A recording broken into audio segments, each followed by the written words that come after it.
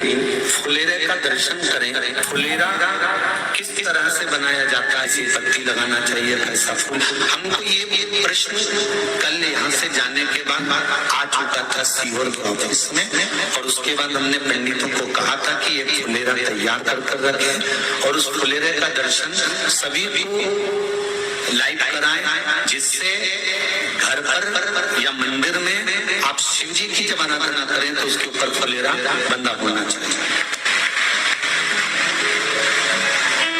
जैसे ये शिवलिंग आपने बनाया बालू रेत का, मिट्टी का, जो शिवलिंग का निर्माण करा है, उस शिवलिंग का निर्माण करने के बाद में आपके मध्य में जब आप शिवलिंग बनाते हो घर के अंदर हॉल में या मंदिर में, तो ऊपर कोई कुंडी वगैरह लगी हो, पंखा लगा हो, उस पे से रस्सी बांध कर लेकर आकर इस फुलेरे को इस तरह से शिव जी के ऊपर लटकाया जाता है। इसको फुलेरा कहते हैं। ये भगवान शंकर का अखंड सौभाग्य देने का फुलेरा होता है, जिसको माता पार्वती जी, उमा, कात्यायनी देवियों ने इसका स्मरण किया।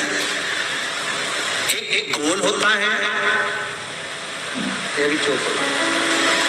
गोल, चौकोर, तिरछा, जिस तरह से भी बनाना हो, पर शिव जी के ऊपर नीचे शंकर भगवान होते हैं, ये थोड़ा ऊंचा, जिससे पूजन भी आराम से हो जाए, इसको ऊंचाई का ओर लगाया जाता है, जिससे भगवान जैसे अपन जलाधारी लगाते हैं उसी तरह से इस फुलेरे को लगाया जाता है। तो इस फुलेरे में कहीं ना कहीं पत्तियों को भी लगाना चाहिए। माला के साथ में कोई आम की पत्ती हुई, अशोक की पत्तियां हुई, उसका भी स्मरण इसमें आता है, उसका भी स्मरण। जैसे भगवान देवाधिदेव महादेव का शिवलिंग का जब दर्शन हो गए, सबको फुलेरा लगा, अरे जम के तो बोलो हो गए ना। और जितने लोग आस्था पर सुन रहे हैं, जितने लोग फेसबुक पर सुन रहे हैं, अगर आपके स्मरण में फुलेरा नहीं हो तो उसका दर्शन अवश्य करिएगा। शिव मंदिर में अगर जलाधारी भी लगी हुई है तो जलाधारी से फूल बांधकर नीचे की ओर लटकाना चाहिए, पर लटकाना चाहिए, फुलेरा बनाना चाहिए।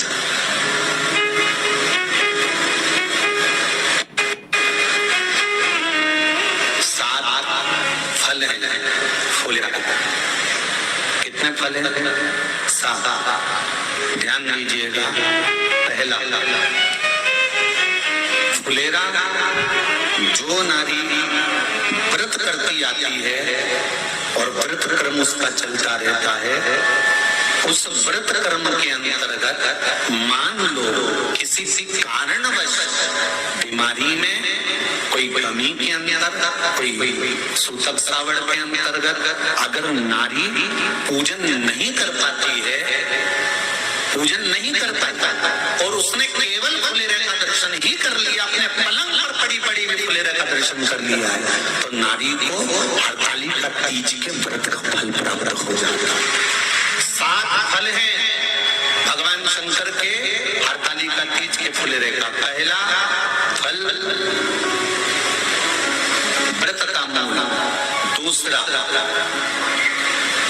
यदि कोई नारी आई और उसके संतान नहीं, 10 साल, 8 साल, 5 साल, 6 साल, 7 साल, 12 साल, 15 साल हो गए, उस फुलेरे का मात्र स्मरण कर एक पुष्प भी उसने अगर हल्दी कुंकू का लगाकर उस फुलेरे का टच कर भगवान शिव के पावन चरणों में रख दिया है और विनती कर गई है, तो अगला फुलेरा वो खुद बनवाती है, उसकी गोदी में संतान आ ही जाता है।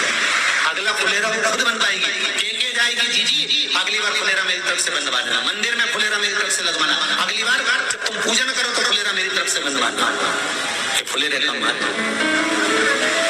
तीसरा, महाराज हम कोई दान, गौदान, हरतालिका तीज की किताब है आपके, जो लोग पढ़ते होंगे हरतालिका तीज की किताब, उसमें लिखा है ब्राह्मण देव को ये दान देना है, ऐसा दान देना है। अब कोई गरीब है, कोई साधारण है, नहीं है किसी की कैपेसिटी, नहीं दे सकता, तो क्या होता है? तो कहा हम गौदान नहीं कर पाते, हम स्वर्णदान नहीं कर पाते, हम वस्त्रदान नहीं कर पाते, हम मुद्रा दान नहीं कर पाते, हम अन्नदान नहीं कर पाते, हम ये सारे दान अगर नहीं भी कर पाते हैं तो शिव महापुराण की कथा कहती है 30 तीसरा फल फुलेरे का है कि मात्र फुलेरे का दर्शन स्पर्श कर लेने से सारे दानों का पुण्य फल प्राप्त हो जाता है। ये तीसरा फल फुलेरे। अब हरतालिका तीज का फुलेरे का चौथा महत्व है महाराज। चतुर्थ महत्व हरतालिका तीज के फुलेरे का है, जो कुंवारी कन्या हरतालिका व्रत करती है, पहली बार जो हरतालिका तीज का व्रत करती हैं या हरतालिका तीज का उद्यापन कर देती हैं, या किसी कारणवश शरीर ऐसा नहीं रहा कि बिना पानी के नहीं रह सकती, तो 2 बूंद अगर उन्होंने पानी भी पी लिया है या कोई कारणवश कुछ गलती हो भी गई है, तो मात्र फुलेरे का दर्शन कर लेने से वो गलती शंकर स्वीकार कर उसको क्षमा कर देते हैं। ये चतुर्थ भाव के अंदर।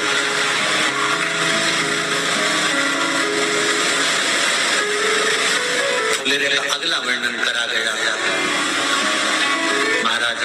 शिव तत्व की ओर, शंकर भगवान की ओर।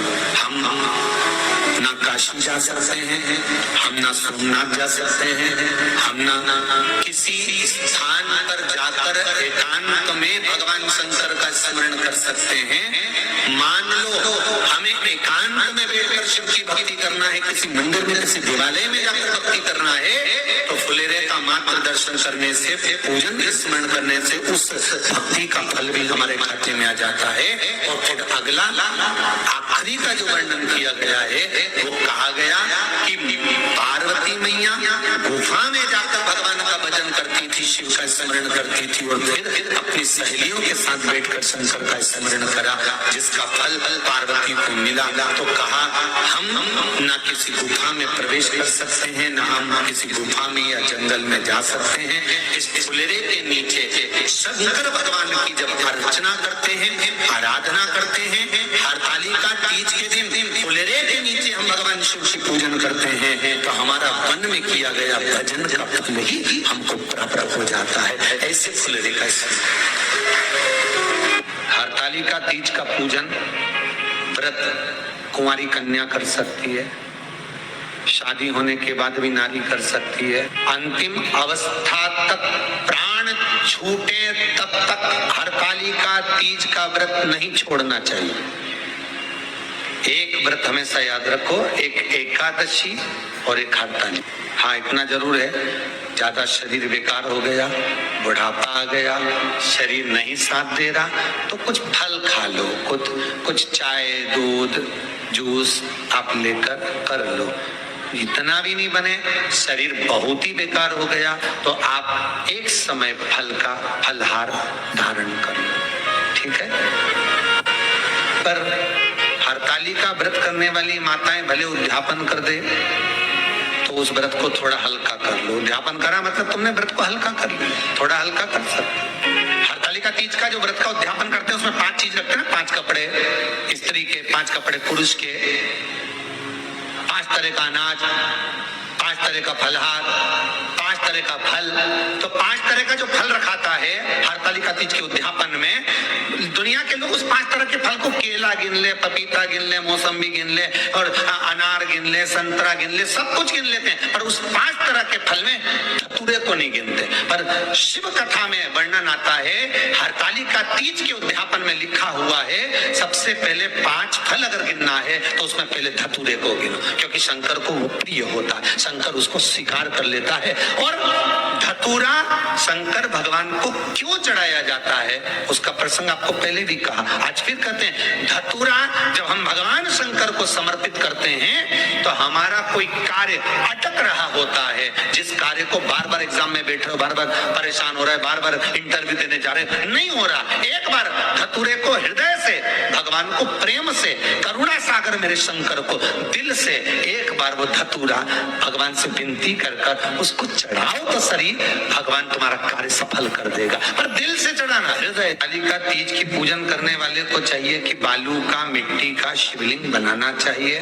फुलेरा जो बनाया गया है ऊपर शंकर जी के ऊपर लटकाने के लिए, टांगने के लिए, उसके नीचे शिव, पार्वती, गणेश जी की सुंदर बालू की मूर्ति बना लेना चाहिए। पार्थिव लिंग का निर्माण कर लेना चाहिए। शिव की आराधना करना चाहिए। जो फल आपके पास में हो शंकर को समर्पित करना चाहिए, पूजन करना चाहिए, आराधना करो। सबसे पहली पूजन हरतालिका तीज की प्रदोष काल के अंतर्गत हो जाना चाहिए। शाम के समय पर प्रयास करा करो प्रदोष काल के समय पर पहली पूजन हो जाए तो ज्यादा अच्छा। पर लोगों की आदत रहती है कि 8 बजे तक, 8:30 बजे तक, 9 बजे तक पहली पूजन करें, फिर दूसरी आराम से, फिर तीसरी, फिर आराम से, फिर चौथी। तो ऐसा सब अपने अपने हिसाब से। पर शास्त्र रीति कहती है कि प्रदोष का जो समय होता है, प्रदोष काल जो होता है, शाम का जो समय होता है, उस समय पर हरतालिका तीज की पहली पूजन हो, जिससे आपका स्मरण चित्त शंकर भगवान में उस घड़ी, उस पल, उस क्षण में आप शिव के हो जाए और शंकर आपका हो जाए। हाँ, अगर किसी के आने में देरी हो, कोई आ नहीं पा रहा है, बहुत देरी हो रही हो, तो हरतालिका पूजन व्रत वर्णन करता है कि शिवलिंग का निर्माण, पार्वती जी की मूर्ति का निर्माण, गणेश जी का निर्माण और फुलेरा जो बनाया हुआ है, ये प्रदोष काल के पहले बनकर तैयार हो जाना चाहिए। प्रदोष काल के अंतर्गत फुलेरा नहीं बनना, फुलेरा पहले बन जाना चाहिए। और बहुत विशेष बात ध्यान रखिए हरतालिका तीज की, कि शंकर जी का जो आपने स्वरूप बनाया है, पाटे में, थाली में, चौकी पर, चौरंग पर जो स्वरूप बनाया है, वो पहले